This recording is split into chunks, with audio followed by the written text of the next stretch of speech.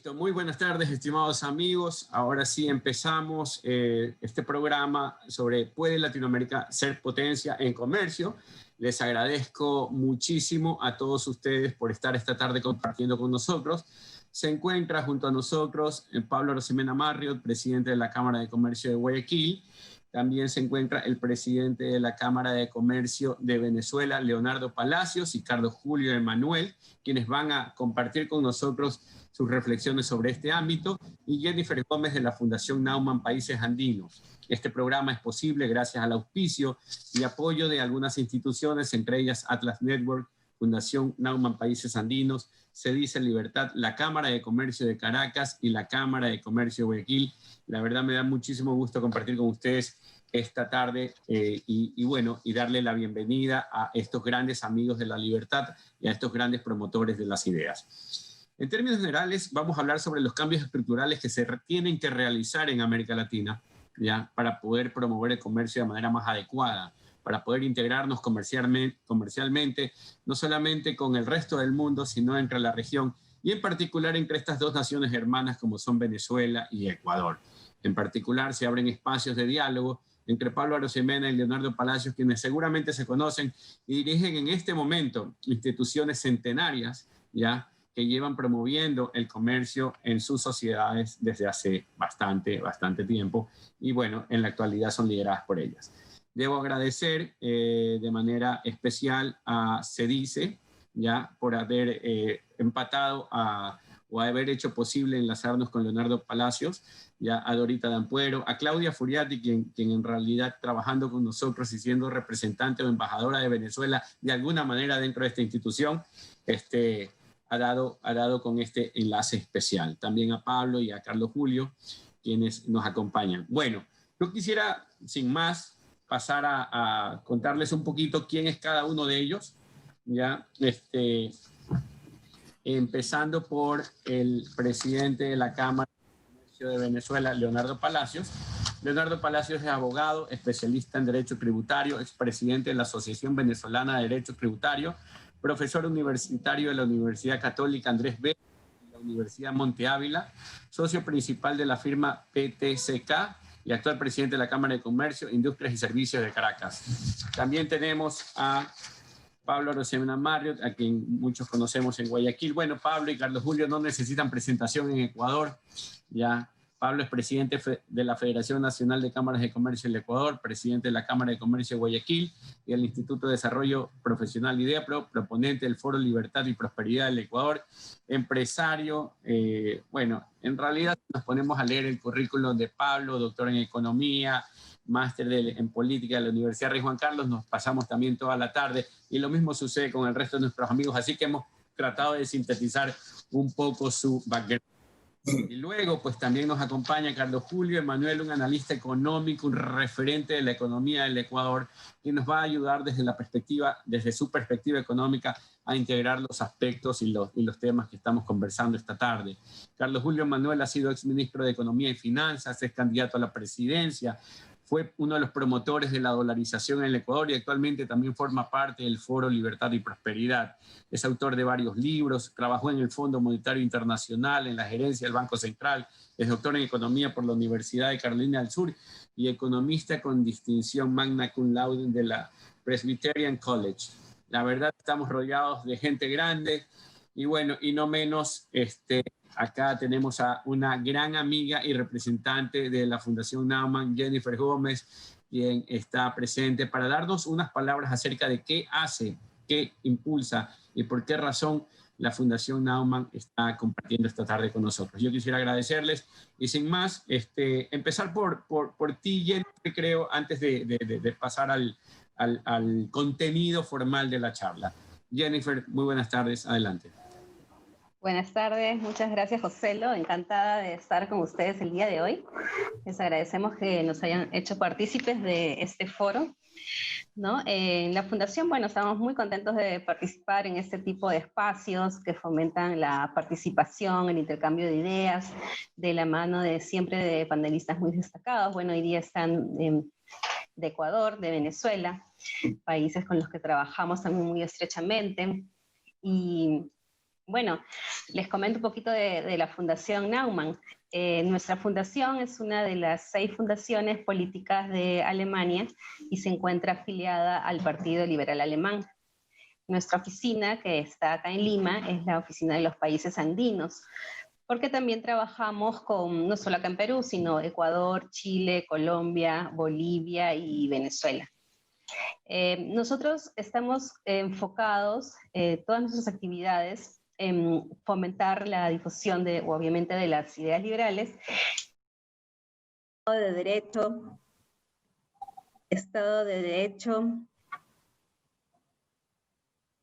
economía social de mercado, smart cities, digitalización y educación de calidad. Los invitamos a que nos sigan en nuestras redes sociales como FNF Países Andinos, en Twitter, en Facebook y en Instagram. Muchas gracias.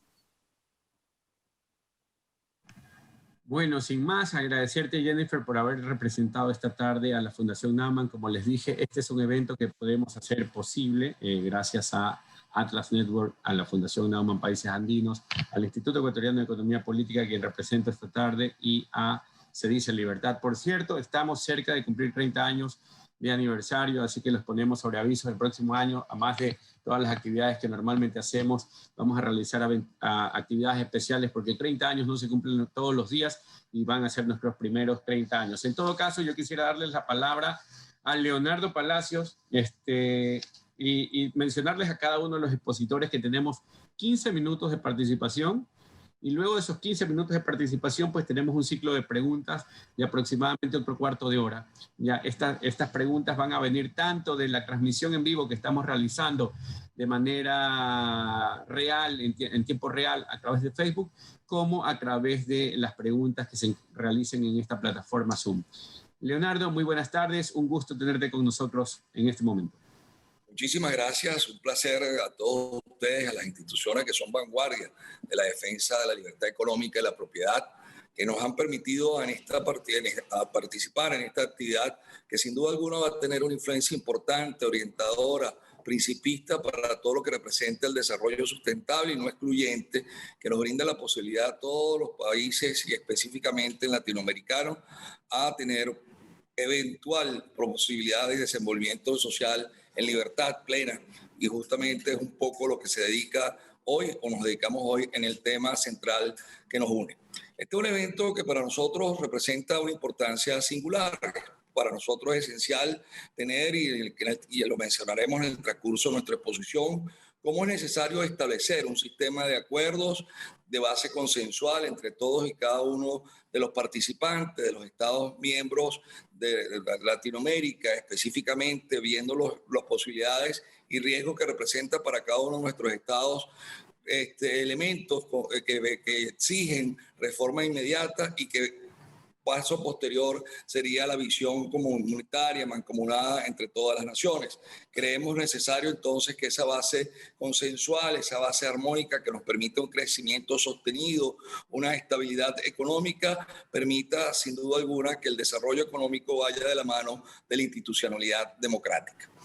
Es necesario, sin duda alguna, estimular la interrelación, la conectividad, los intercambios continuos, creativos, fructíferos y solidarios entre los agentes económicos de nuestros países frente a las amenazas que representa la pretensión de un control de la producción de la riqueza para la interdicción de la libertad. Y no estoy hablando sino bajo la experiencia y bajo el cristal de lo que estamos sufriendo y padeciendo en Venezuela desde hace varios lustros y que vemos con mucha preocupación que se viene reduplicando en algunos países latinoamericanos, uno por aproximación y otro por la esencia del desenvolvimiento institucional que en estos momentos padece cada uno de esos países. Obviamente el hecho de querer dominar la producción de riqueza implica moldear la dignidad ciudadana en busca del dominio total de su actuación y de su desenvolvimiento social.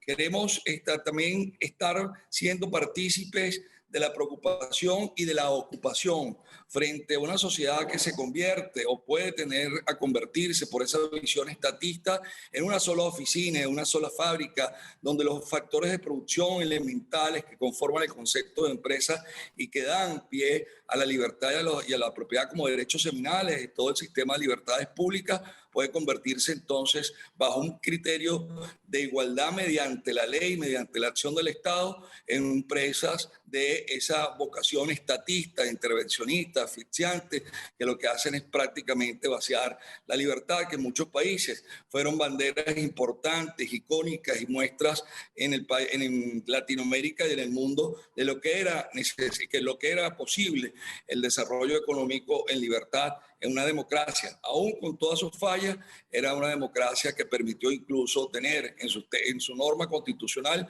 una influencia determinante en la Constitución española de 1978. Obviamente queremos nosotros hacer frente a esa tendencia elemental de considerar que es el Estado el único capaz de promover riqueza, el único capaz de promover bienestar, el único capaz de establecer la base absoluta del desarrollo económico, cuando se ha demostrado por lo que hemos vivido nosotros en Venezuela, que el sector empresarial, y me siento orgulloso de estar ahorita al frente de la institución con más soleras del país, que ha dado a luz importantes instituciones desde el mercado de valores, y con el orgullo de tener entre nuestros grandes emprendimientos institucionales a CEDICE, que es el que ha hecho partícipe, ha hecho posible que estemos nosotros hoy sentados aquí en torno a no a la mesa, pero sí en torno a esta plataforma telemática discutiendo estos temas. Es necesario hacer frente a esa tendencia a aprisionar, por no decir secuestrar las fuentes legítimas donde deriva la soberanía popular, en tendencia de sostener que hoy en día la única forma de lograr las garantías es a través de la acción del Estado. Esa antípoda entre el Estado social y el Estado de Derecho que tanto perjuicio ha causado y que nuestro país lamentablemente viene sufriendo los rigores de esa concepción. Es hacer frente a lo que hoy, por ejemplo, apareció en los medios de comunicación nuestros, un vocero de lo que se denomina politológicamente la coalición dominante, denunciando que efectivamente el que no votara no tendría comida.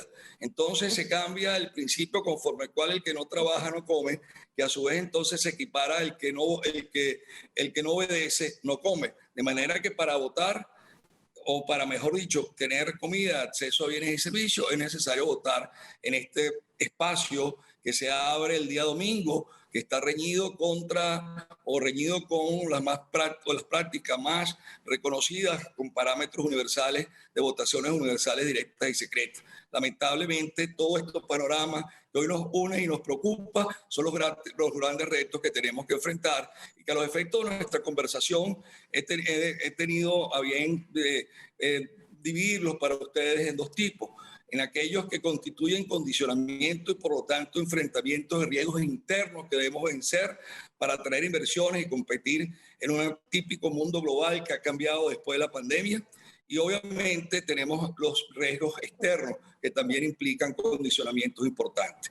Yo quisiera simple y llanamente, y no por tema de disidencia, sino que el expresar, convertir a la Latinoamérica en una potencia comercial me preocupa, porque es prácticamente acudir, o por lo menos trae muy malos recuerdos para nosotros, de los distintos planes de las naciones, conocido como el Plan Simón Bolívar 2007 al 2013, o el llamado Plan de la Nación, expresión más absoluta de lo que es la planificación centralizada, de querer ir a convertir a Venezuela en una potencia que no sabemos frente a qué ni cómo podemos lograr esa potencia. Más bien me gustaría conversar y tratar de partir de la premisa de convertir a Latinoamérica en un polo de atracción y desarrollo con fundamento a sus ventajas competitivas, con fundamento a las particularidades propias de la región, y sobre todo partiendo de la necesidad de ir buscando puntos de encuentro a partir de las reformas que países como el Ecuador y Venezuela debemos enfrentar en el tiempo inmediato. Obviamente, en el caso específico nuestro, esos condicionamientos internos, esos riesgos que tenemos que enfrentar, mencionados en forma general en la introducción de nuestra conversación, o de estas palabras, es retomar la senda, sin duda alguna, del Estado de Derecho, privilegiando su institucionalidad y venciendo la quimera tóxica, por demás perjudicial, de que es la igualdad mediante la ley y la acción estatal la única que permite lograr condiciones de bienestar, y lo cual ha llevado incluso al venezolano a sacrificar su ámbito de libertad, a sacrificar la noción importante de lo que representa la propiedad en busca de una pretendida igualdad que no es más que una quimera tóxica, como hemos mencionado. Es necesario también establecer las bases para ser factibles y sostenibles, acuerdos consensuales, acuerdos que permitan establecer elementos básicos y premisas de armonización o concertación que permitan volver a los cauces de la convivencia democrática, a la recuperación, al crecimiento y a la estabilidad económica. Es indispensable que todo esto nos permita también la recuperación de la institucionalidad democrática, garantizando la seguridad jurídica. Si nosotros queremos ser un polo de atracción, tenemos que arreglar la casa y luego estar interactuando con los vecinos, con nuestras hermanas naciones, que muchos tienen de unión y muy poco de desunión, y es indispensable que esa seguridad jurídica venga por el rescate de la institucionalidad democrática. Es necesario entre todos estos esfuerzos, y aquí aprovecho a destacar el esfuerzo que se ha venido haciendo en la Cámara de Caracas, pionera en el arbitraje comercial y de los medios alternativos de resolución de conflictos, necesario promover y estimular, y esto es parte de lo que tenemos que hacer mancomunadamente, el arbitraje como una herramienta fundamental del sistema de justicia, que en el caso venezolano es reconocido constitucionalmente. Es necesario desregularizar la economía, y eso implica el fortalecimiento de las instituciones regulatorias para poder contrarrestar las distorsiones conocidas y que son previsibles en el mercado, y actuar sin necesidad de estar dentro de todos estos inconvenientes y elementos perjudiciales de los cazadores de renta muy conocidos en nuestros ámbitos y que tanto perjuicio ha causado hasta a nuestras naciones. Desde el punto de vista de nuestra especialidad, es decir, de la tributación, es necesario la racionalización y modernización del sistema tributario. Venezuela no tiene una reforma tributaria profunda e integral desde los años tempranos, los años 90. A partir de este momento se ha utilizado herramientas absolutamente contrarias a la tributación democrática a través del abuso de las leyes habilitantes, medidas de excepción y formas abusivas de institucionales como la Asamblea Nacional Constituyente para establecer cargas impositivas. Por lo tanto, es necesario racionalizar el sistema tributario a través de un plan maestro que simplifique, busque la adecuación de las actividades y formas organizacionales en un mundo global que cada día se vuelve más exigente y que implica, entre otras cosas, enfrentar los retos de la economía digital. Esto permite también buscar entonces que a nivel regional tengamos conceptos, a partir también de entender en nuestro país el rol importante que representa para la recuperación de la vía democrática, del fortalecimiento de la economía, de la institucionalidad en general del Estado de Derecho, el rol del empresario. El empresario tiene que ser un agente principal y de reparto, sin que eso signifique que vayamos a intrometernos o vayamos a tener una intromisión indebida o imprudente o inconveniente en aspectos que no nos corresponden. Pero el empresario tiene que jugar un papel esencial en ese fortalecimiento institucional, y es necesario también lograr, no solamente a través de esta visión, sino de la convicción del fortalecimiento de nuestras instituciones, como la Cámara de Guayaquil, que es muy afecta y cercana a nosotros, como cualquier otra Cámara de Comercio, como puede ser la de Bogotá o puede ser la de Lima, entre otras latinoamericanas.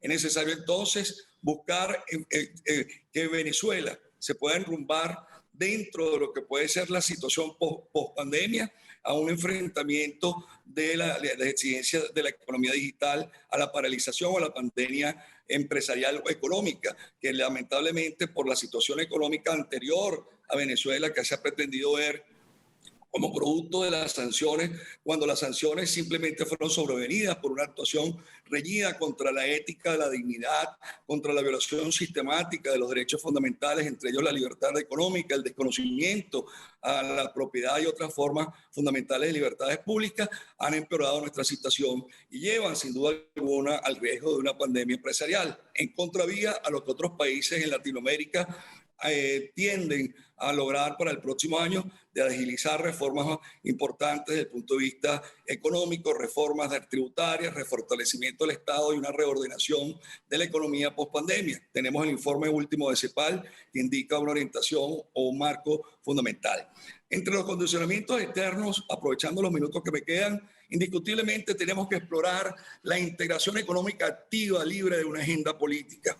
Es necesario que no sea lo político lo que condiciona lo económico, sino que lo económico vaya marcando las pautas de programas de integración que en el pasado fueron fructíferas, que fueron realmente importantes y que dieron instrumentos que permitieron buscar mercados alternativos para Latinoamérica. Es necesario, en consecuencia, un mecanismo de cooperación internacional que permita transferencia de tecnología entre nuestros países, una inducción a acuerdos multilaterales de protección de inversiones, de doble imposición, a identificación de nichos de negocio de interés común que a su vez se conviertan en efectos multiplicadores que garanticen no solamente la inversión, sino la posibilidad de otorgar, reconocer, restablecer garantías institucionales y jurídicas a la inversión privada. Obviamente es necesario tener una América Latina integrada como polo de atracción de inversiones en un entorno de libertad que permita que efectivamente todos nuestros países puedan lograr el desarrollo económico sin sacrificar el concepto de libertad en sus distintas implicaciones. Es necesario un esfuerzo mancomunado para enfrentar las exigencias y retos de la economía digital, sin exacerbar el intervencionismo, el dirigismo fiscal, las formas abiertas o ocultas de limitaciones, prohibiciones o desconocimiento de la libertad contractual, buscar formas de financiamiento entre los países, buscar una solidaridad institucional. Es necesario que las cámaras hablemos el mismo idioma. Es necesario que las instituciones, como la institución ecuatoriana y se dice, puedan tener la orientación como think tank reconocidos para poder tener propuestas y acciones interesantes de reformas institucionales y propuestas empresariales. Esto es, en líneas generales, nuestra visión. Este es el diálogo que queremos establecer. Estos son los tópicos sobre los cuales queremos conversar. Muchísimas gracias. Bueno, muchísimas gracias, Leonardo, por tus palabras, por estas reflexiones. En este momento vamos a darle paso a Pablo Arosemena, presidente de la Cámara de Comercio de Guayaquil. Pablo es un gran amigo de la libertad y de los liberales, gran amigo del Instituto Ecuatoriano de Economía Política y bueno, es un referente del país. Pablo, muy buenas tardes, me da muchísimo gusto contar contigo. Adelante, el micrófono es todo tuyo. Gracias, Joselo, a ti, a todos los que organizan este evento, a CEDICE, a IEF.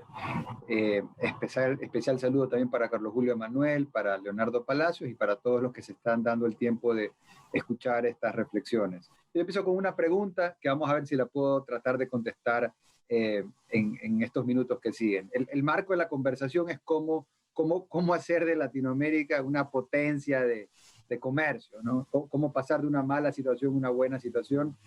Difícil la pregunta. Yo sobre esa pregunta hago otra, ¿no? ¿Por qué Maradona no fue liberal? Maradona, que en paz descanse, ¿por qué Maradona prefería sacarse fotos con Chávez, con Maduro, con Kirchner?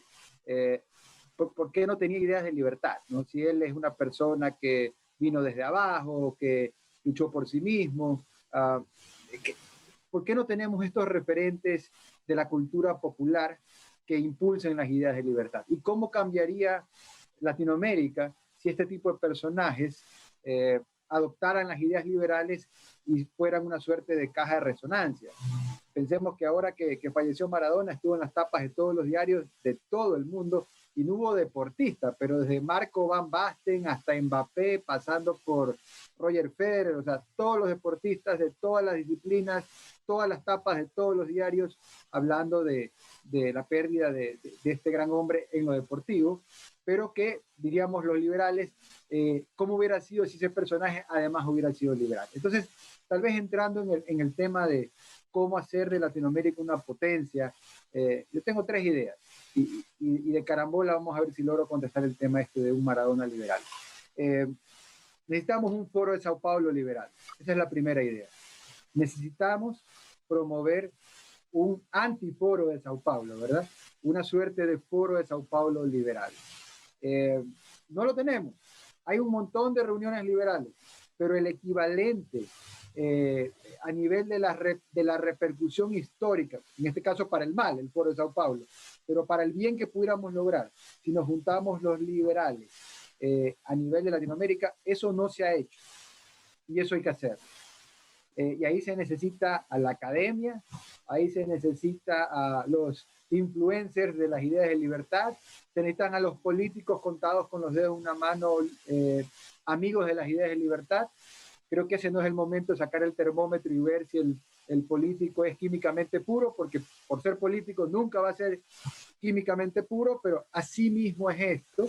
Y esa primera idea, necesitamos un foro de Sao Paulo liberal y ambientes como este, donde está una institución clásica del pensamiento liberal, como se dice, donde está el IEP en Ecuador, pero habría que sumar otras más. Deberíamos de pensar en definir una agenda con objetivos claros, con plan de acción, con tiempos, porque si uno no hace nada, no pasa nada.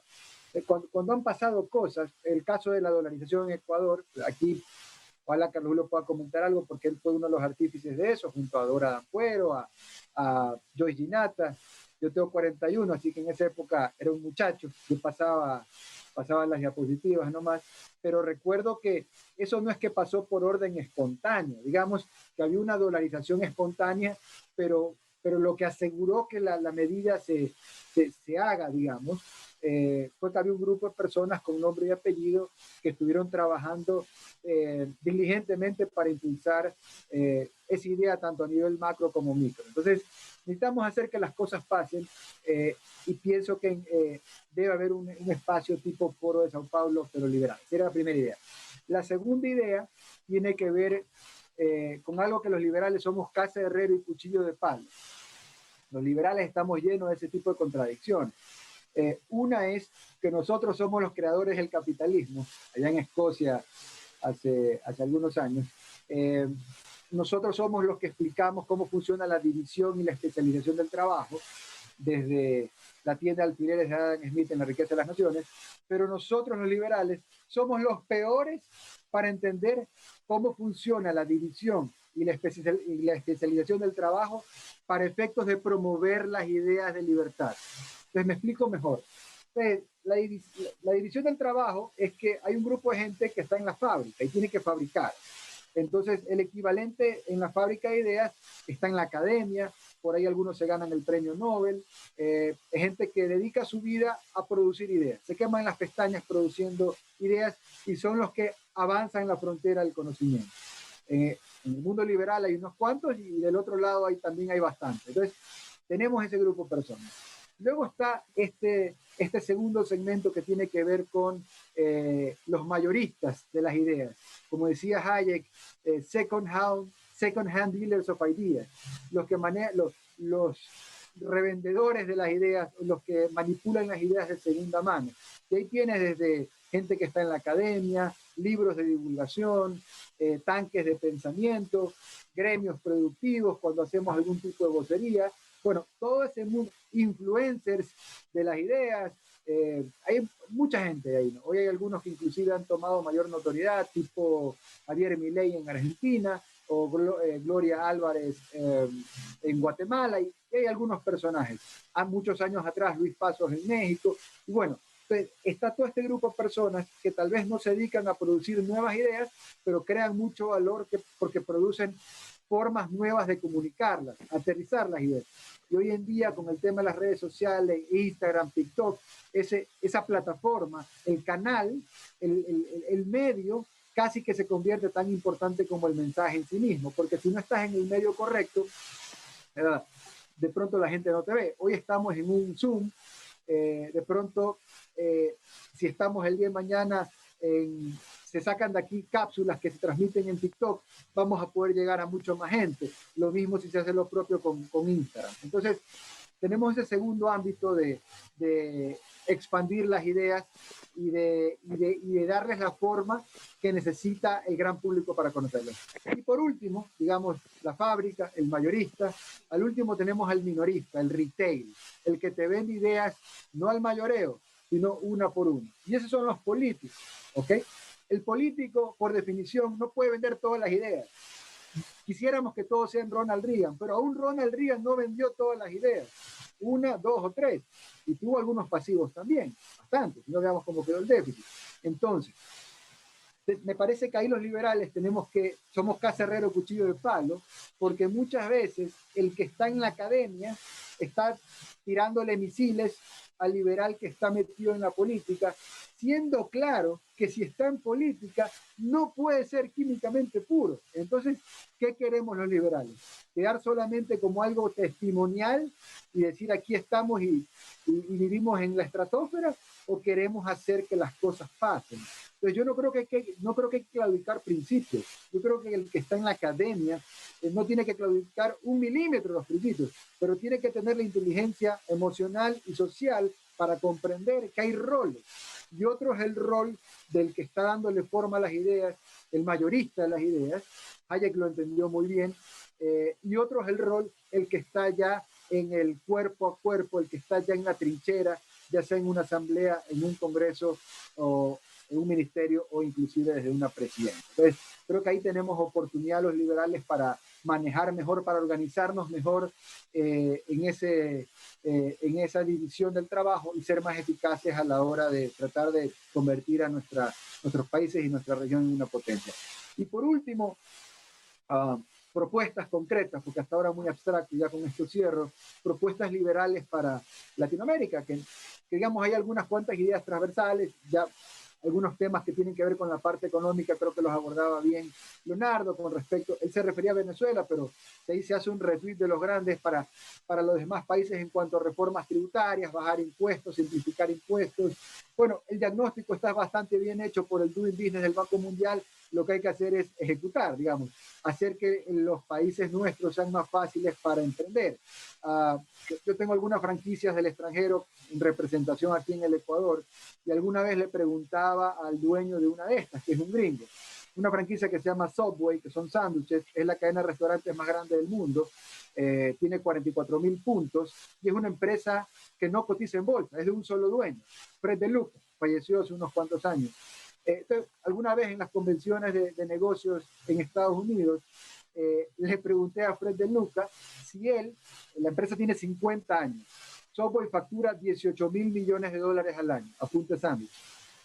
Y yo le preguntaba a él creó el negocio cuando tenía 17 años, en 1965, en Connecticut, en Milford, Connecticut. Yo le preguntaba si él creía, esto se lo pregunté hace 5 años, en el 2015, si él creía que si volvían a nacer, digamos, en esta época, si él pudiera volver a crear el imperio que creó, Imperio Mundial, una de las empresas más grandes del mundo, desde el proverbial garaje de su casa, digamos, en este caso no haciendo computadoras, sino vendiendo sándwiches. Y él se quedó pensando un rato y me dijo, no, está claro que no, porque olvídate, Pablo, de Latinoamérica. Me dice, Estados Unidos hoy en día no es el Estados Unidos de hace 40 años. Hoy en día la tramitomanía mata a los emprendedores. Y él hablaba de Estados Unidos. En Latinoamérica, pues la historia es peor.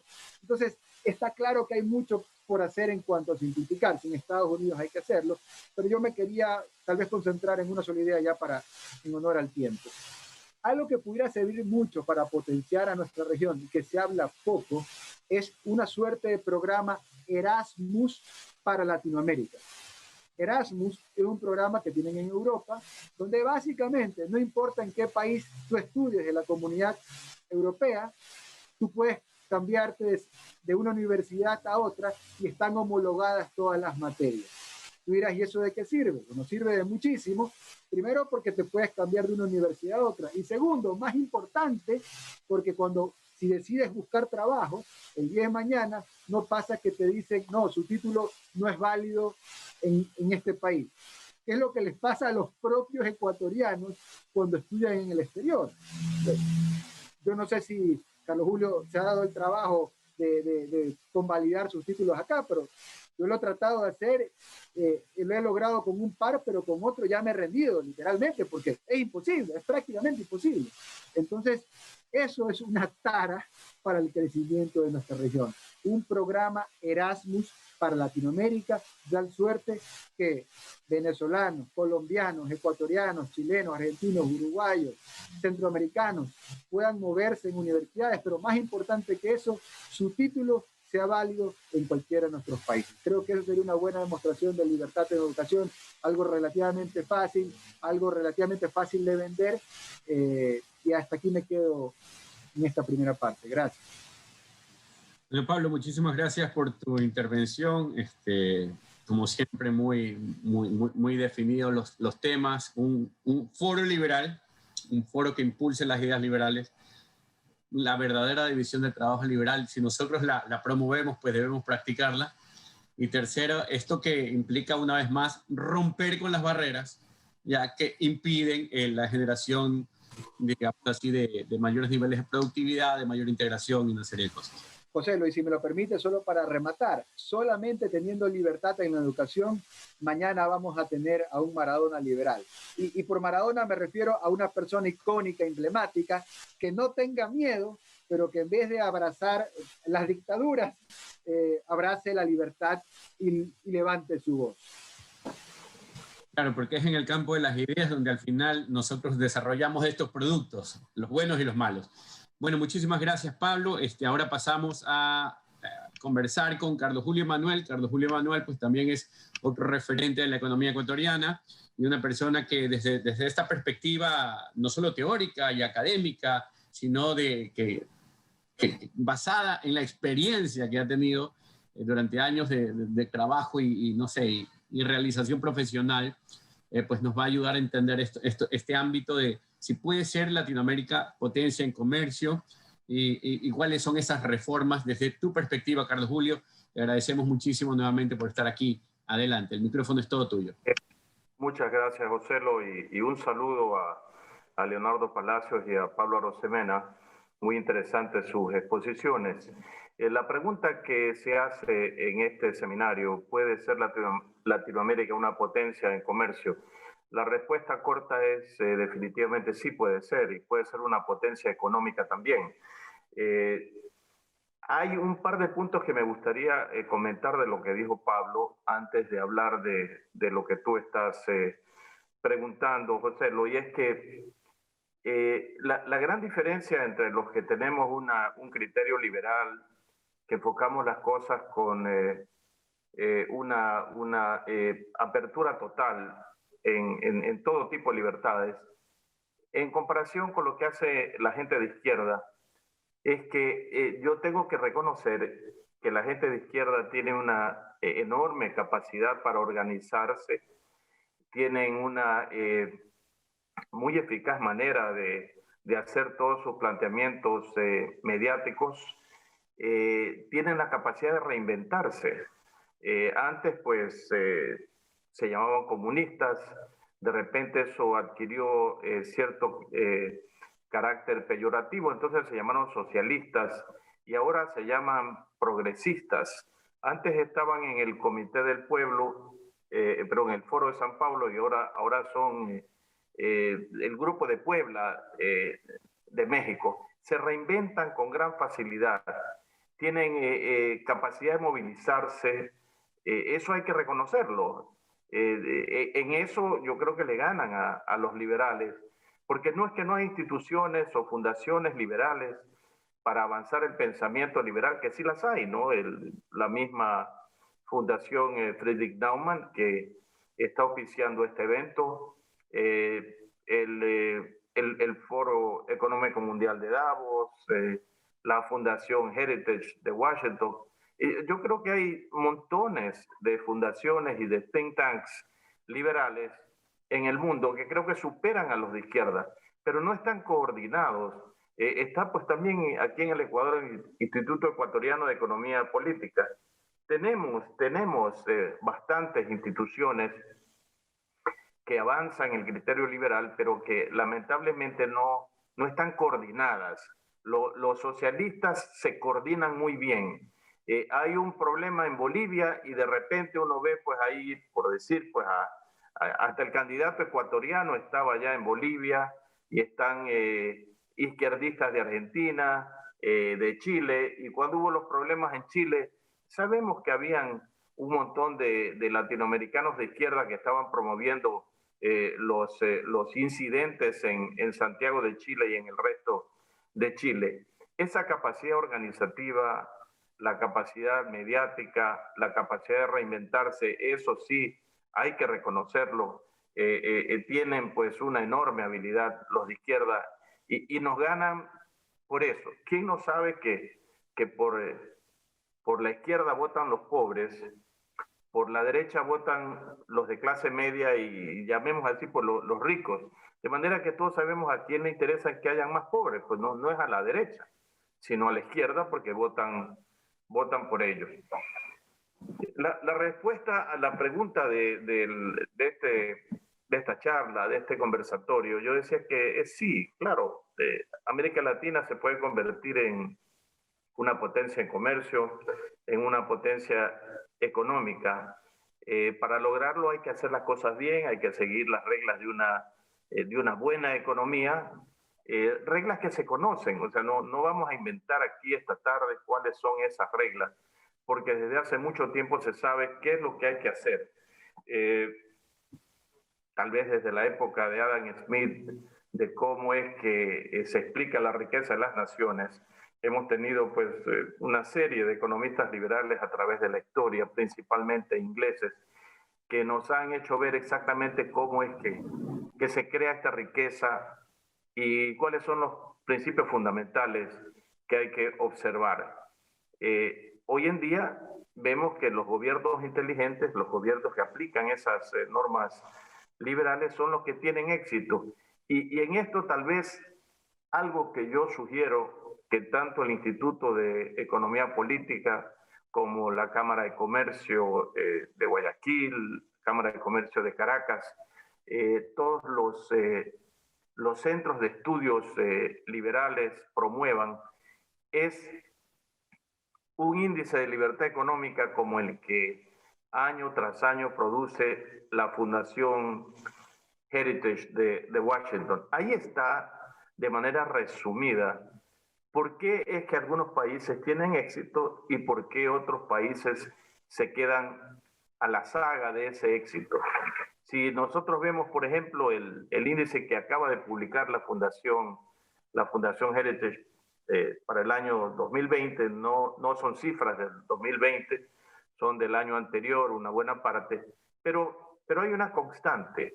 Los países que promueven la libertad económica medida a través de 12 parámetros o 12 libertades que señala esta Fundación Heritage, son los países que mejor se desempeñan en lo económico, que mejores condiciones de vida le dan a sus ciudadanos, que mejor ingreso per cápita tienen, que menos problemas inflacionarios y de todo tipo tienen que enfrentar.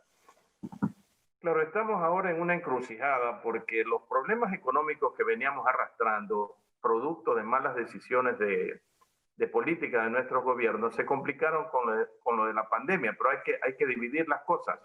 Efectivamente, la pandemia nos ha complicado la vida. El mundo se va a contraer en 3 o 4% en cuanto a su Producto Interno Bruto. América Latina, Europa, Estados Unidos, todos van a sufrir un embate.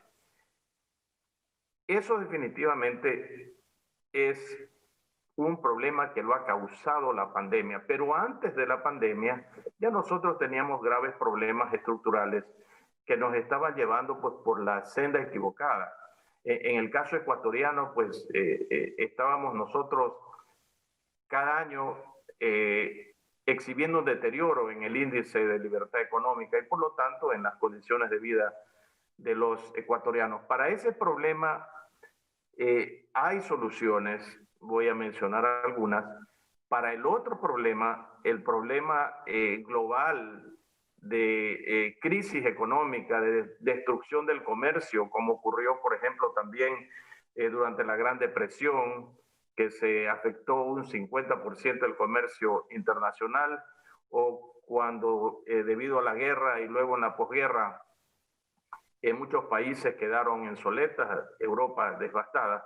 Hubo soluciones de carácter global, inyecciones de liquidez de carácter global, tanto en Estados Unidos, cuando era presidente Franklin Delano Roosevelt para enfrentar la Gran Depresión, como en la posguerra a través del Plan Marshall, que pudo rehabilitar no solamente Europa, sino también el Japón. Digo, estas son cosas que uno esperaría que las potencias mundiales, que están también sufriendo los embates de esta crisis mundial, los enfrenten como se han enfrentado anteriormente estas grandes crisis. Pero los problemas domésticos, eso nos corresponde a nosotros. No es correcto atribuirle la crisis que vivimos en el Ecuador o la que viven otros países de América Latina, los problemas que vive Venezuela, al problema de la crisis sanitaria producto del coronavirus. Eso se debe a malas políticas implantadas por nosotros mismos. Cuando vemos, por ejemplo, ese índice de libertad económica, podría referirme a muchos países, pero concretémonos en el caso de Ecuador y de Venezuela. ¿Dónde está Venezuela entre 180 países según el índice de libertad económica? Pues lamentablemente está en el puesto 179 de 180 países. Y Ecuador no es que está bien, Ecuador está por allí por el puesto 152 entre 180 países. Estuvo peor hace un año. Algo ha mejorado ese índice, aunque sea de manera marginal. Pero ¿por qué estamos donde estamos? ¿Y por qué, por ejemplo, Chile, que es un país que 25 o 30 años atrás estaba iniciando su actividad económica a la par que Ecuador en el Pacto Andino? ¿Por qué Chile, a diferencia de Ecuador y de Venezuela, está en el puesto 15, superando inclusive a los Estados Unidos, que está en el puesto 17? Porque Chile ha seguido políticas inteligentes de apertura de los mercados, de libertad económica, y eso lo ha ubicado pues en los niveles altos del índice de libertad económica. Singapur preside ese índice y todos, si hemos leído o recordamos algo de la historia económica del mundo, sabemos que Singapur allá por el año 65 era definitivamente una economía fracasada, extraída del archipiélago de Malasia y un territorio no más grande que el de Guayaquil o de la provincia del Guayas. Y hoy Singapur encabeza el índice y tiene pues un ingreso per cápita para sus ciudadanos superior a $100,000. ¿Qué hicieron los señores de Singapur para llegar donde llegaron sin tener mayormente recursos naturales que nosotros sí los tenemos y que Venezuela también los tiene y que la Argentina, que también está pues yéndose por el despeñadero, también los tiene? Entonces, la libertad económica es fundamental. Los países que aplican los principios liberales definitivamente están mucho mejor que aquellos que, como el caso ecuatoriano, como el caso venezolano, como el caso argentino, están simplemente pasando por alto nociones básicas de libertad económica. Algo que llama la atención, por ejemplo, es que, y puede parecer como una cosa de Ripley, Haití nos gana en libertad económica. Haití le gana al Ecuador en libertad económica. Y Haití, que es una economía estancada, pobre, paupérrima, pues nos gana en libertad económica, aunque sea marginalmente. ¿Qué tenemos que hacer?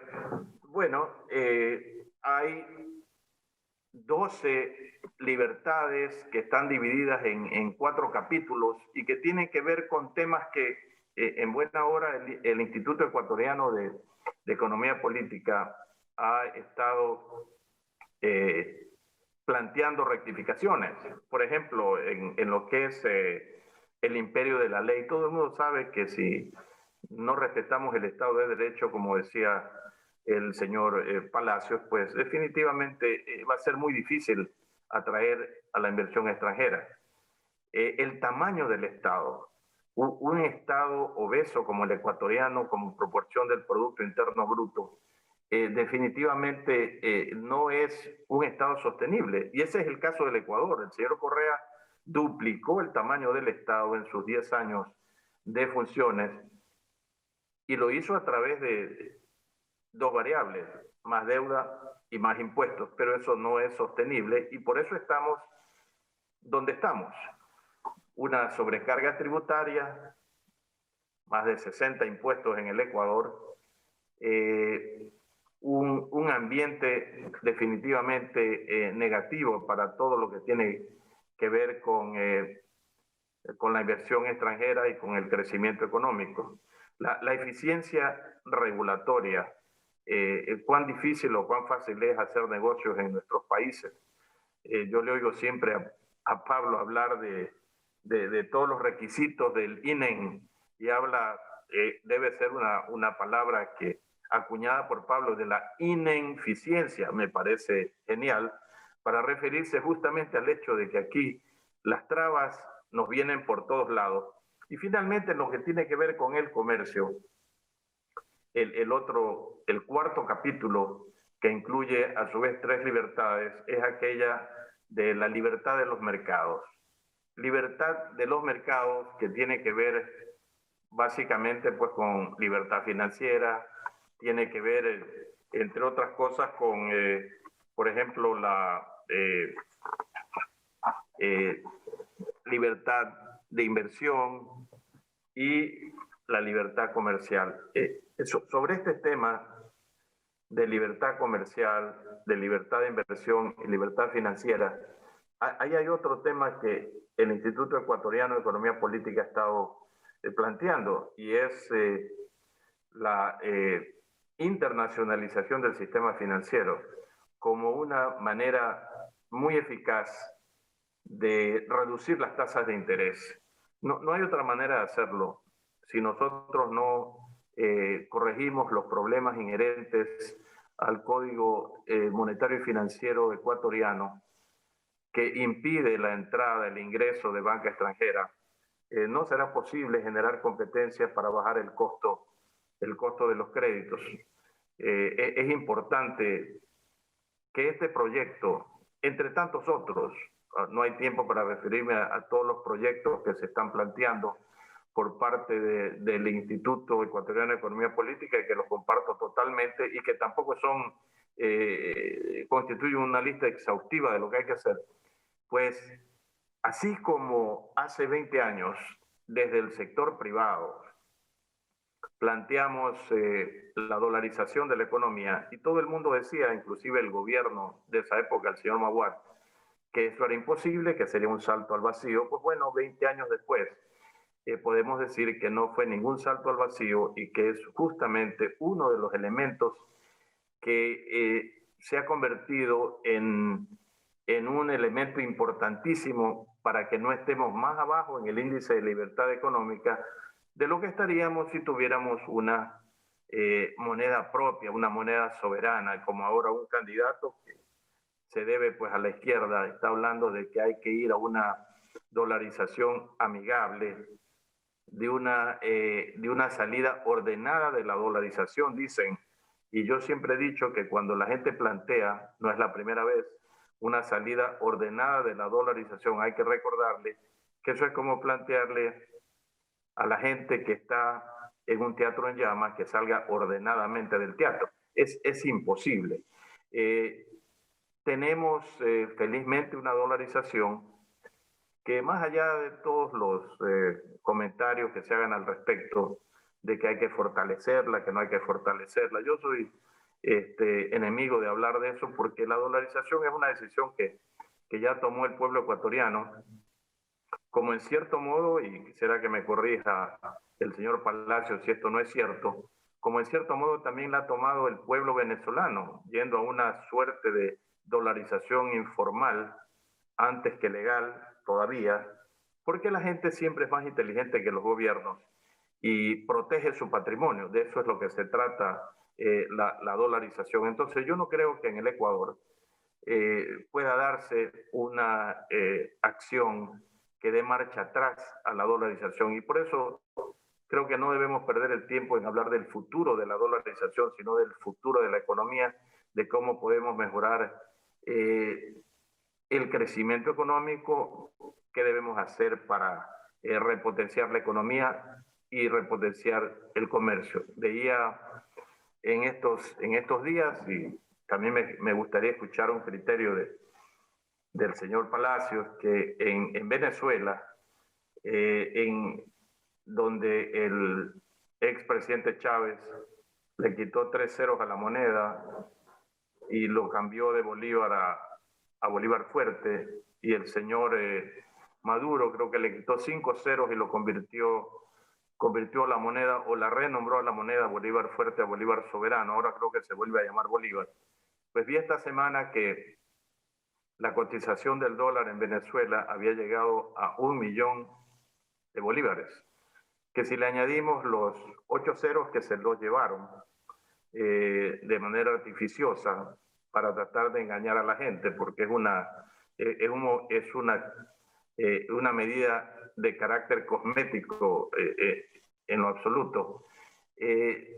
Si tomamos en cuenta que se llevaron 8 ceros, entonces el verdadero valor del bolívar actualmente sería 100 billones de bolívares por dólar, según la usanza en castellano, o 100 trillones de bolívares, según la usanza inglesa. Pues eso no es soberanía monetaria, eso no ayuda al poder adquisitivo de los salarios, y en buena hora pues que en el Ecuador por lo menos eso lo hemos logrado superar. Bueno, hay muchas otras cosas que podíamos tratar, pero veo que ya mi tiempo se acabó, de manera que cedo la palabra nuevamente a José.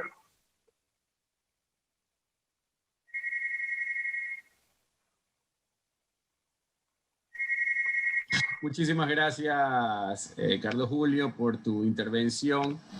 Te agradecemos mucho a aquellas personas que estamos en este momento escuchando tus reflexiones acerca de lo que hay que hacer, no solamente en Ecuador, sino en América Latina. Bueno, en este paso yo voy a dar paso a Claudia Foriati, que nos va a ayudar con las preguntas que están formulándose tanto por parte de los integrantes de esta plataforma, como por parte de algunas preguntas que se están haciendo a través de la transmisión en vivo que estamos realizando a través de los canales oficiales o cuentas del Instituto Ecuatoriano de Economía Política.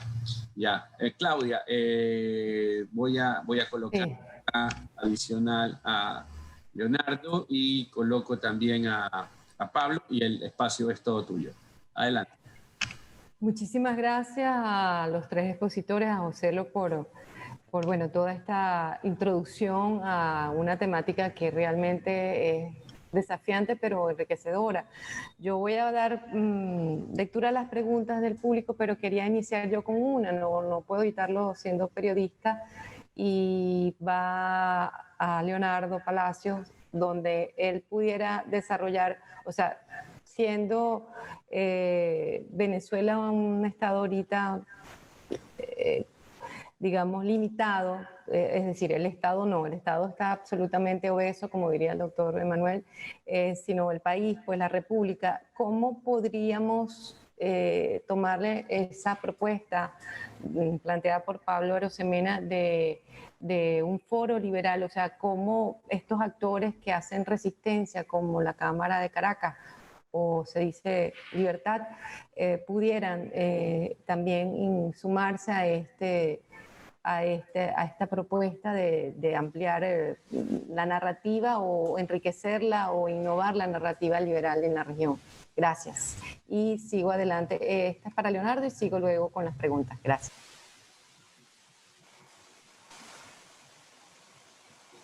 Disculpa que tenía escuchado el micrófono. Yo creo que es importante entender algo, que este tipo de instituciones como la nuestra, se dice, ciertos think tanks que en Venezuela se han venido constituyendo en áreas específicas, por ejemplo, en el caso de la tributación, la Asociación Venezolana de Derechos Tributarios, en el caso específico de los economistas, y otros gremios han venido existiendo frente a este Estado, vamos a llamarlo quizás en forma inconveniente o criticable por algunos, pero un Estado fallido, con ciertas características de esta tipificación, un Estado frustrado en lo que corresponde en la acción que le corresponde de acuerdo al régimen económico y social, que por principios de valores da una posibilidad a una libertad económica y que día a día ha sido arrebatada por distintas formas, como lo señalaba el doctor Emanuel, en el caso específico de la llamada conversión monetaria, que hemos tenido varias durante bastante tiempo, con un proceso inflacionario que se traduce en un proceso regresivo, inflacionario indirecto o impositivo indirecto, que ha sido imposible manejar en los últimos años, con una política en los primeros lustros abiertamente confiscatoria, expropiatoria de la libertad, y ahora en otras formas ocultas, por medios de intervención, por medios de condicionamiento. La única forma de seguir resistiendo es la forma en que sabemos nosotros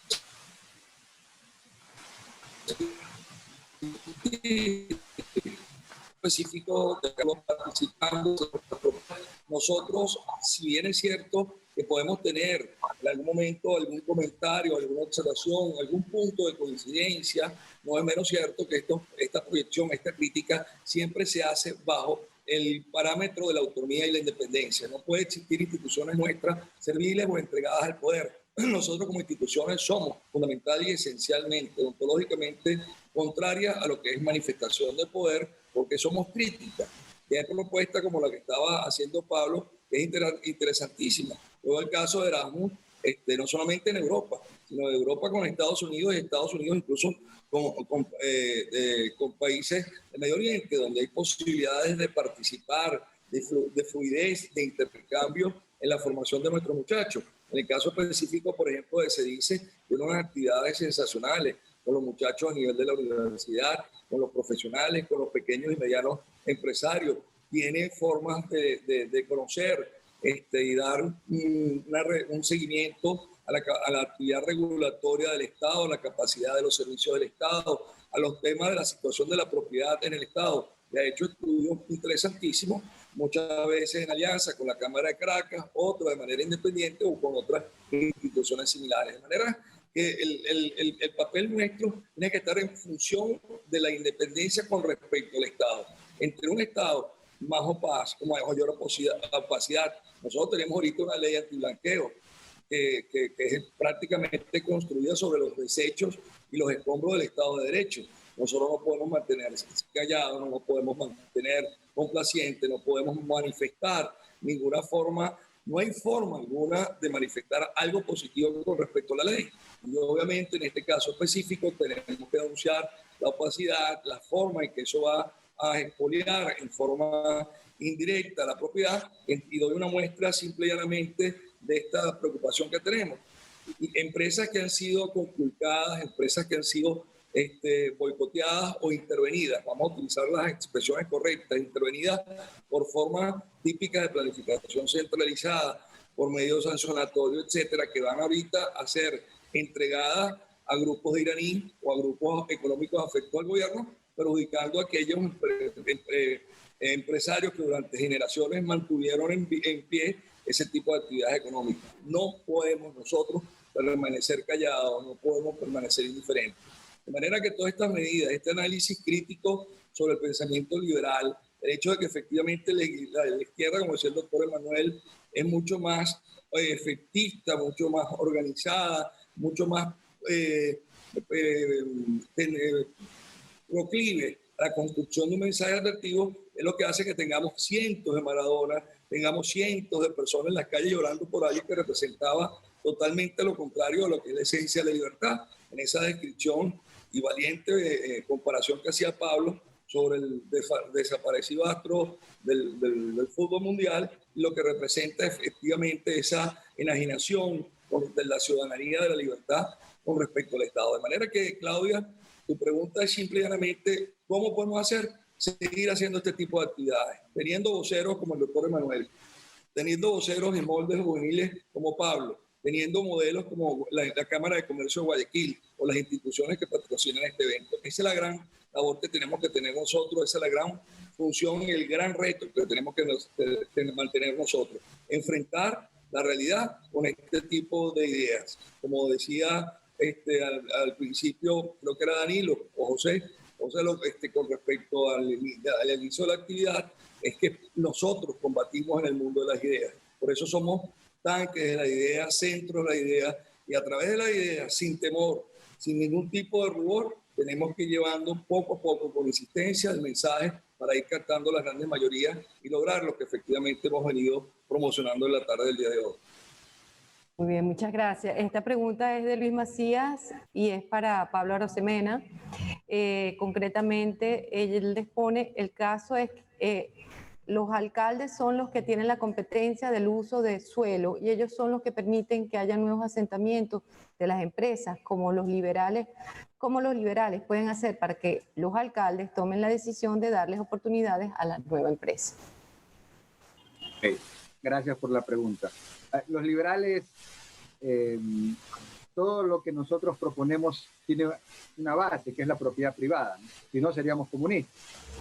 El tema es que esa idea macro de la propiedad privada, cuando la aterrizas a lo micro, al día a día, la propiedad privada debe ser la institución más violada de Latinoamérica todos los días.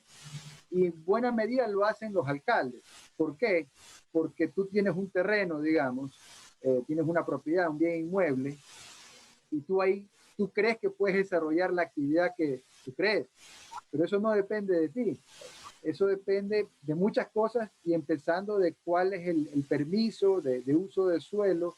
Tiene distintos nombres esto, pero que hay en todos los países, que se le da a ese tipo de propiedad. Entonces, en resumen, puede ser que tú quieres desarrollar un negocio y no te dan el permiso de uso de suelo comercial, sino que estás residencial.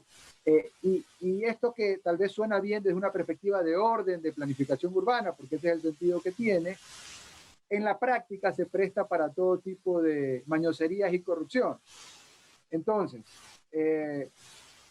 ¿cómo resolver el problema de la arbitrariedad en el cambio y en los parámetros para definir los usos del suelo? Bueno, esto es un problema. Solamente en Ecuador hay, no sé, pues 221 y más alcaldías. Y luego en cada país, entonces este es un problema gigante, pero es algo que se resuelve con ideas claras. En principio quisiéramos que sea fácil la tramitología que hay en los gobiernos seccionales, en los municipios. Una forma de resolver el problema es con más autonomía. Yo sé que la palabra federalismo no tiene toda la fuerza en todos los países que para algunos de nosotros puede tener, porque siempre está el ejemplo que te dicen, aquí hay un venezolano, dice, Venezuela es federal, y eso no ha evitado que la dictadura prospere.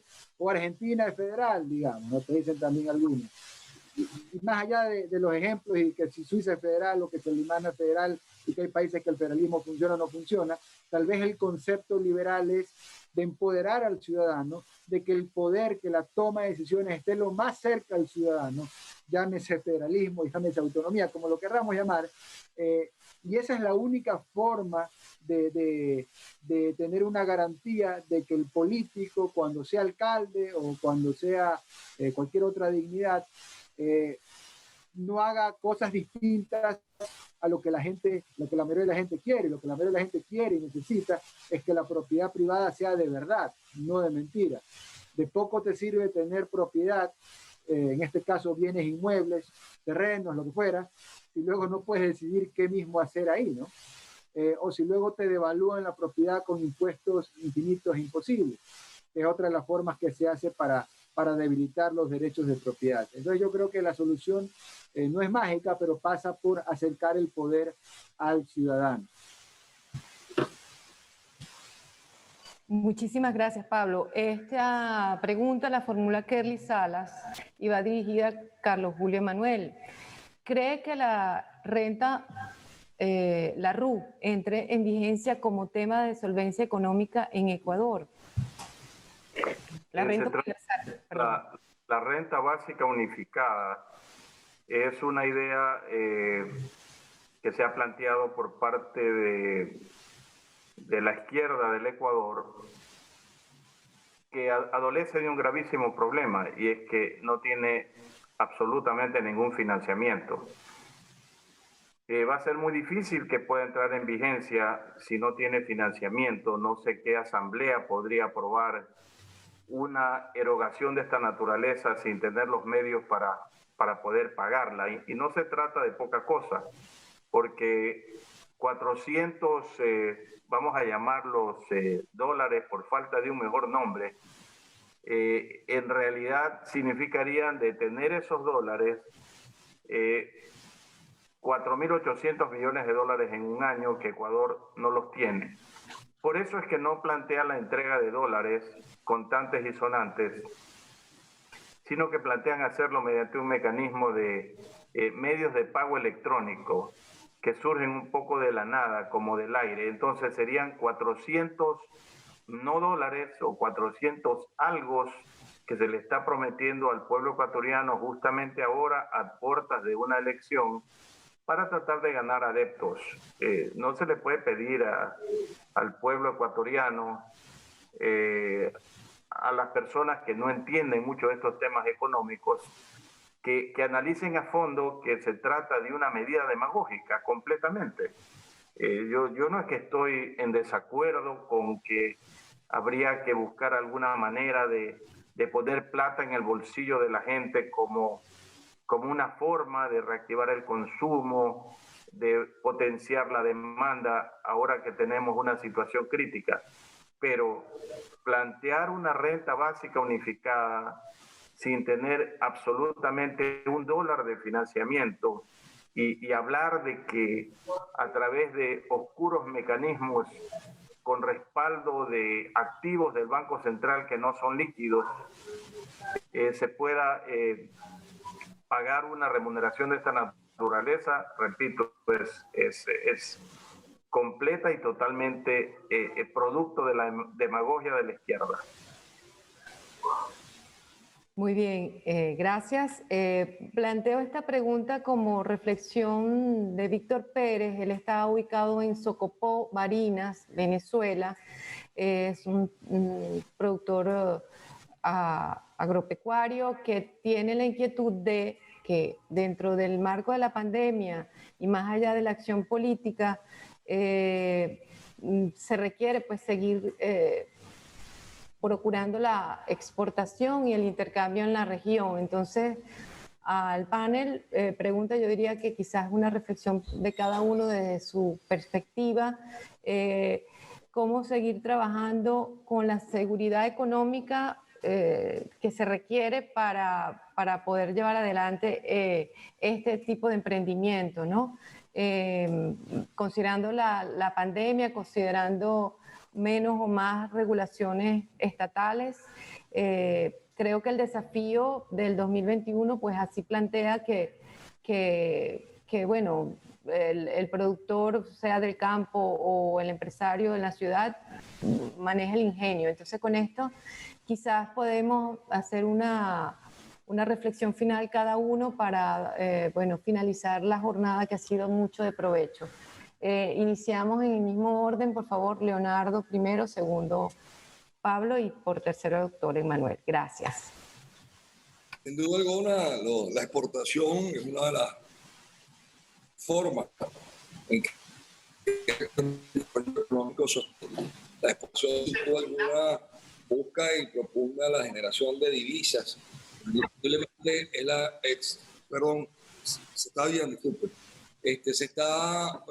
exportación sin duda alguna es una herramienta esencial de desarrollo económico. Pero en países como el nuestro y el amigo de Socopó, Estado Barinas, una región, por cierto, bien vapuleada por la situación económica actual y por otros factores foráneos en esa región específica, indiscutiblemente el tema de la exportación es un tema de nunca acabar. Ha habido simple y llanamente una tendencia de control absoluto para el tema de las exportaciones.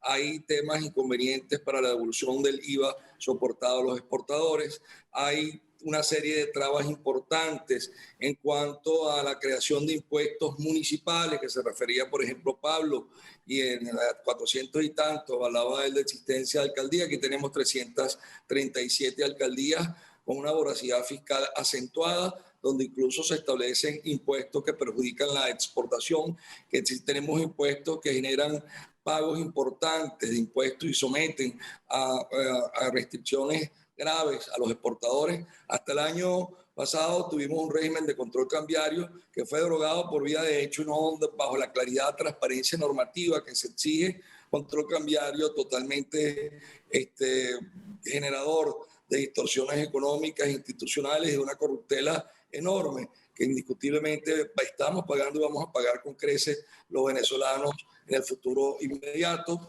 No hay claridad en cuanto a lo que representen, no tanto incentivos para la exportación, sino facilidades para la exportación.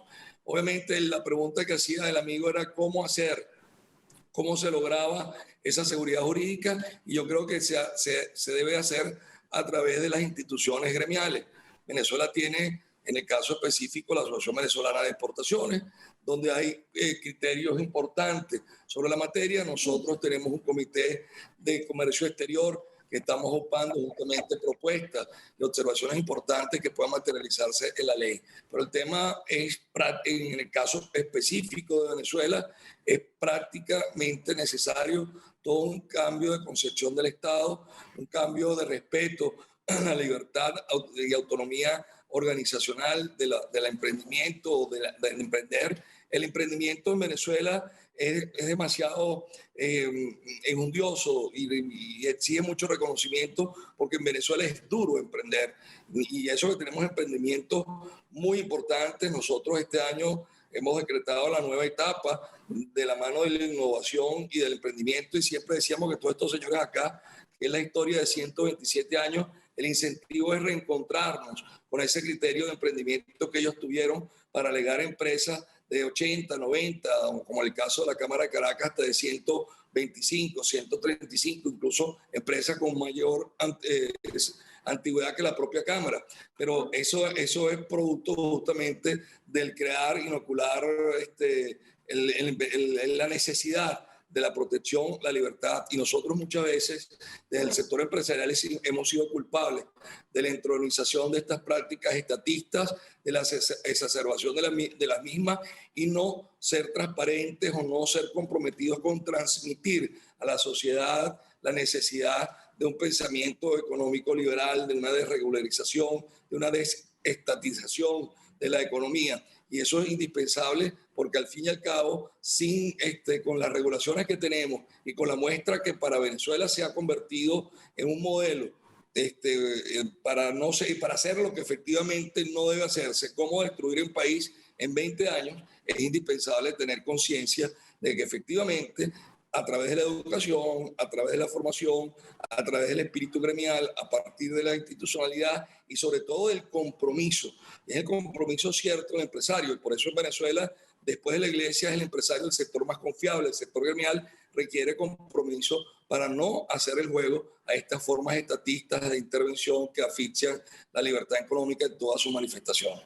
Esa sería mi reflexión final, un poco aunado al tema de la propuesta del amigo de Socopó en torno al fortalecimiento, la guiatura necesaria para fortalecer la exportación en el país. Muy bien, Pablo, adelante. Diría que en concreto el mundo está complicado, Latinoamérica la tiene más difícil, el socialismo no descansa, pero nada de eso puede ser excusa para que te roben la esperanza, para que tú te sientas justificado bueno, me encojo de hombros y ya está difícil. Toda persona tiene un llamado a ser la mejor versión de sí mismo. Nadie puede exigirte a ti más que a ti mismo, y no podemos usar como excusa al socialismo. El socialismo está ahí, hay que darle batalla. Esperemos que nuestro tiempo de vida nos alcance para ver más libertad o dejarle un legado de mayor libertad para los nuestros. Después de todo, todos trabajamos para nuestros hijos, pero la vida sigue. Y digo esto porque es deporte nacional y es un deporte internacional en Latinoamérica quejarse del gobierno. Entonces todo el mundo se queja. ¿Cómo te va? Mal. Sin embargo, los empresarios de verdad, los emprendedores de verdad, los trabajadores en relación de dependencia que buscan la excelencia de verdad, independientemente de cómo estén las cosas, siempre les va mejor. Siempre les va mejor. Yo el día de hoy, en la mañana, como a las 7:30 de la mañana, estaba haciendo deporte y un empresario me escribía. Me voy a reservar el nombre, pero es un empresario que aquí es del top 5, los más grandes del país. Vende más de $1.000 millones, así que sería grande en cualquier país de Latinoamérica. Y me contaba dos cosas. Uno, pues obviamente su preocupación por el entorno, porque aquí estamos en elecciones y hay chance de avanzar al futuro o de irnos con máquina del tiempo al pasado. Pero al mismo tiempo me contaba cómo él está abriendo nuevos locales comerciales en estos días y tiene planificado otros tantos más cada mes del próximo año. Y esa es parte de la idiosincrasia y esa es parte de la naturaleza de nosotros los latinoamericanos. Está bien, nos quejamos porque es parte de, y hay que hacerlo, y hay que combatir el socialismo en todas sus formas, en todo momento y en todo lugar, pero no podemos dejarnos arrebatar la tranquilidad, la paz, la libertad interior y nuestra propia felicidad. No deleguemos nuestra felicidad en terceros. Trabajemos duro por la libertad y trabajemos más duro para tener una vida próspera para nosotros y para nuestra familia. Muy bien. Doctor Emmanuel, adelante, por favor, en su reflexión final. Lo escuchamos.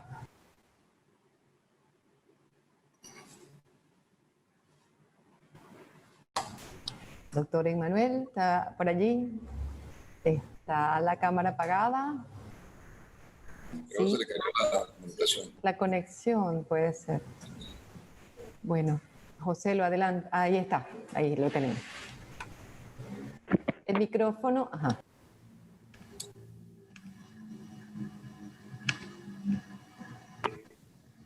Donde todos estamos en tiempo real y estamos enterados de todo lo que pasa en el mundo casi simultáneamente, conocemos lo que está pasando en Venezuela a nivel político, a nivel económico. Hemos visto en los últimos 20 años cómo se ha venido menoscabando la actividad empresarial, el irrespeto al Estado de Derecho, a la propiedad privada, el exceso de regulaciones, medidas que definitivamente pues no tienen ningún asidero en la lógica económica. Hemos visto que se han tomado. Digo, debe ser muy difícil en esas circunstancias hacer empresa privada, y por eso creo que hay que hacer un reconocimiento a quienes en Venezuela siguen haciendo empresa privada.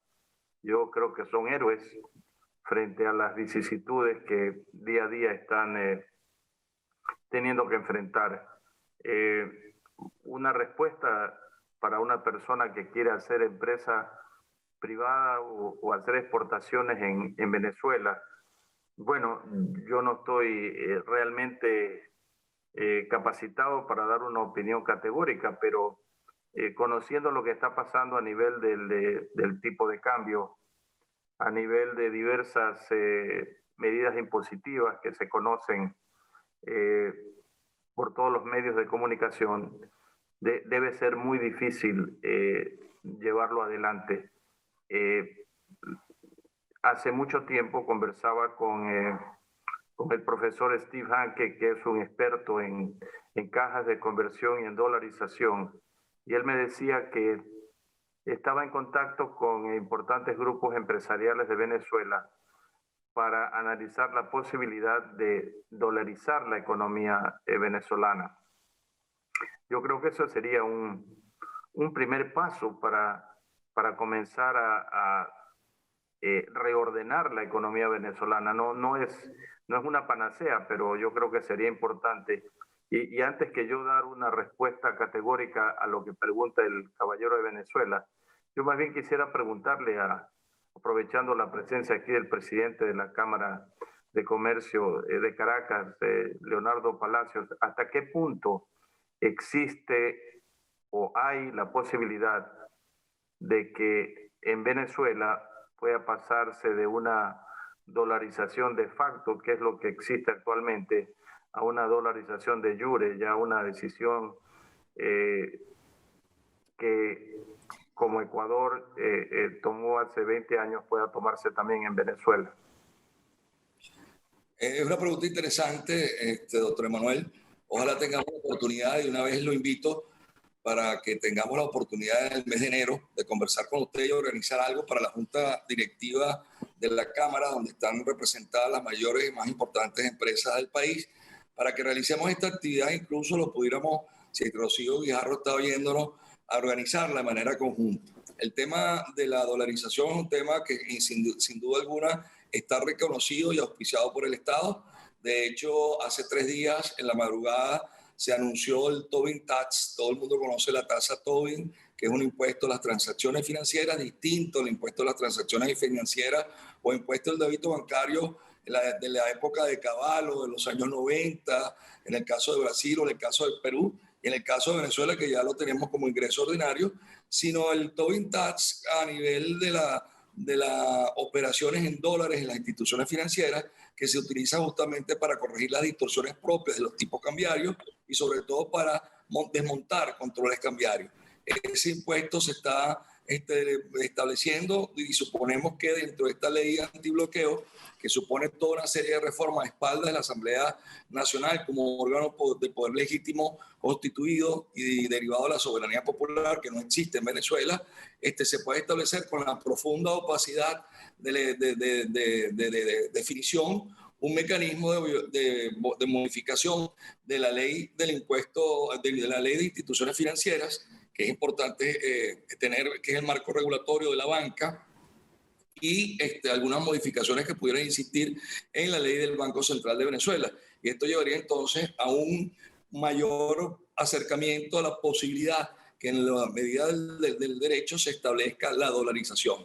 Sin embargo, hoy en día en la nomenclatura, en la voz dominante, porque hay que decir algo que es muy importante para responder su pregunta, doctora Manueli, es el hecho de que efectivamente existen dos concepciones del Estado, que es la apertura, lo que es el tropicalismo chino, una China tropical, que involucra a inversiones selectivas, donde involucra tratamientos selectivos particularizados, incentivos fiscales, convenios de estabilidad jurídica que fueron exitosos en Perú y que aquí fueron modificados y derogados por la Ley de Inversiones Extranjeras, que es un bodrio con todo el sentido de explicación de la palabra.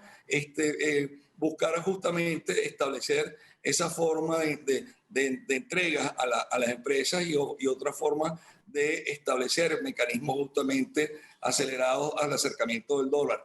Y otros que están totalmente contrarios, que insisten que es necesario resguardar. Y usted decía lo de la conversión en términos que pegan al oído, que pegan a la racionalidad, de decir que un bolívar de los viejos es ahorita alrededor de 100 millones de bolívares en la paridad cambiaria actual.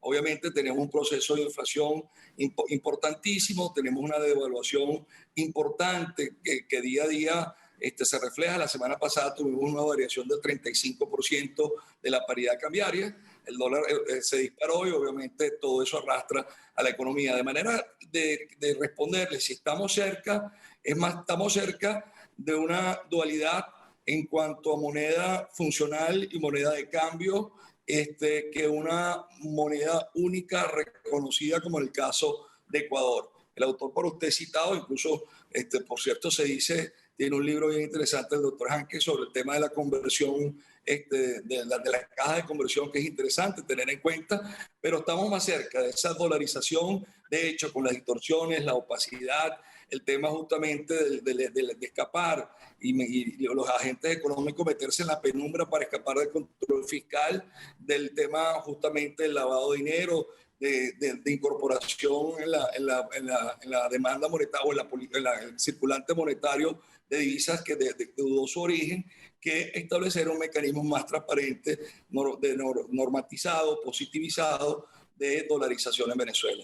De todas maneras que le extiendo, ya yo buscaré la manera para poder tenerlo con usted presente y nos ayude y nos oriente con su experiencia en Venezuela, en Ecuador, para ver qué nos atenemos en Venezuela. Pero esa es la realidad que tenemos actualmente. Bueno, ok, muchísimas gracias por sus intervenciones, Carlos Julio, Leonardo y Pablo. Yo la verdad me quedo con algunas conclusiones o algunas ideas que creo pueden resumir esto. Debemos pasar de la complejidad hacia la simplicidad, debemos integrarnos comercialmente, debemos dejar el aislacionismo y romper con aquellas barreras que impiden que América Latina, de hecho, se convierta en una potencia no solo en lo comercial, sino en general. También me quedo con las ideas de Pablo que creo pueden resumir de manera importante esto. Tiempos de crisis son tiempos de oportunidad, ¿ya? Y no podemos tener excusas ya frente a este escenario, sino que debemos buscarle la forma al tema para salir adelante, porque ya se ha demostrado empresarialmente que siempre en medio de la adversidad hay oportunidades y hay nuevos emprendimientos y hay nuevas miradas que pueden convertir ese desafío y problema en una gran oportunidad de crecimiento empresarial y de desarrollo. En todo caso, nuevamente, muchísimas gracias a todos ustedes, gracias a CEDICE Libertad, gracias a Atlas Network, a Fundación Naumann Países Andinos y a ustedes, grandes amigos, por habernos acompañado esta tarde. Yo quisiera nuevamente decirles chao y bueno, seguimos conversando, seguimos dialogando, seguimos reflexionando sobre estos temas que consideramos importantes. Chao, chao. Bye. Gracias.